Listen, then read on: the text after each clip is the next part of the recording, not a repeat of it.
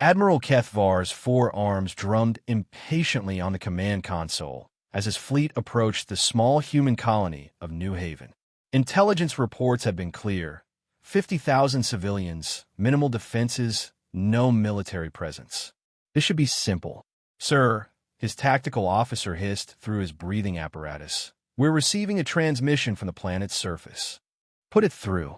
The view screen flickered to life, showing a middle-aged human woman in simple civilian clothes. Behind her, Kethvar could see what appeared to be a hastily constructed barricade made of farming equipment and furniture.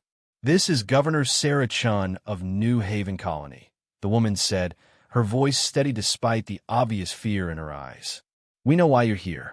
Our children and elderly are being evacuated to the southern continent as we speak. We asked for 12 hours to complete the evacuation." Kethvar's mandibles clicked in amusement. "Governor Chun, you misunderstand the situation. This is not a negotiation. You have 1 hour to surrender unconditionally, or we will take your colony by force." The human woman's expression hardened. "Then you'll have to take it by force. New Haven doesn't surrender." The transmission ended. "Brave words for a species of farmers," Kethvar's second-in-command commented. "Shall we begin the bombardment?" "No, Kethvar va dismissiveli. Let them have their 12 hours. It makes no difference. Once their ships are gone, we'll have even less resistance. Besides," he added with cruel satisfaction, "I want them to know their evacuation was meaningless when we hunt down their children anyway." 12 hours later, the Kethvar's fleet descended toward New Haven. Long-range scans showed the evacuation ships had indeed departed, heading for the outer system. "Perfect, sir," the sensor operator called out, confusion evident in his voice. "I'm detecting unusual readings from the colony." "Explain." "The power grid is still fully operational. Actually, it's running at 150% normal capacity, and I'm reading massive heat signatures throughout the settlement." Kethvar frulvnid. "Heat signatures? From what?" "Unknown, sir. The spectral analysis is strange. It looks almost like..."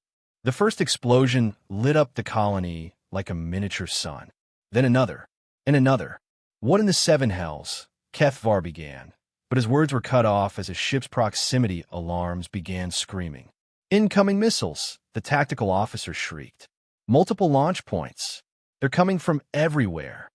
The view screen showed New Haven's surface erupting in a coordinated symphony of destruction. Every building, every barn, every structure was launching ordnance skyward. Civilian farming equipment that had seemed so harmless was revealing hidden weapon systems. Grain silos opened to reveal massive missile batteries. Even the children's playground equipment was firing guided projectiles. "Impossible." Kethvar snarled. "Those are farmers. Civilians." His second-in-command was frantically working his console. "Sir, I'm reading at least 10,000 individual launch points. The entire colony has been converted into a weapons platform." Another barrage struck the fleet. 3 ships were already burning, their shields overwhelmed by the sheer volume of fire.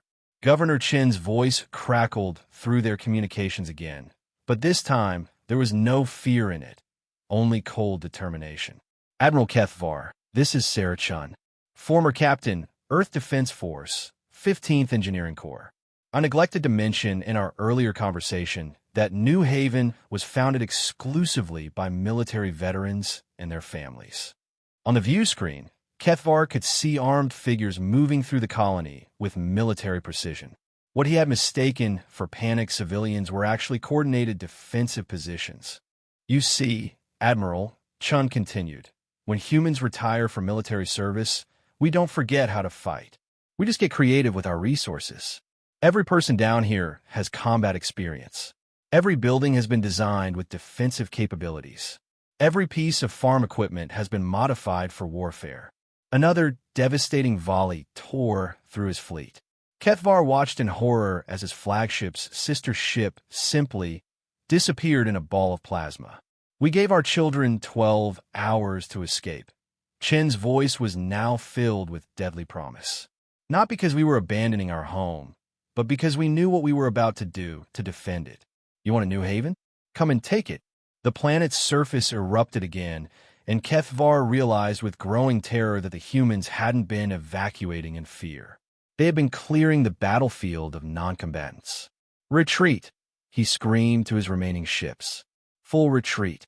As his battered fleet limped away from New Haven, Admiral Kethvar learned a lesson that would spread throughout the galaxy. Never mistake human restraint for human weakness. When cornered, farmers could become warriors. When threatened, civilians could become soldiers. And when their children were in danger, humans didn't run. They made their enemies wish they had.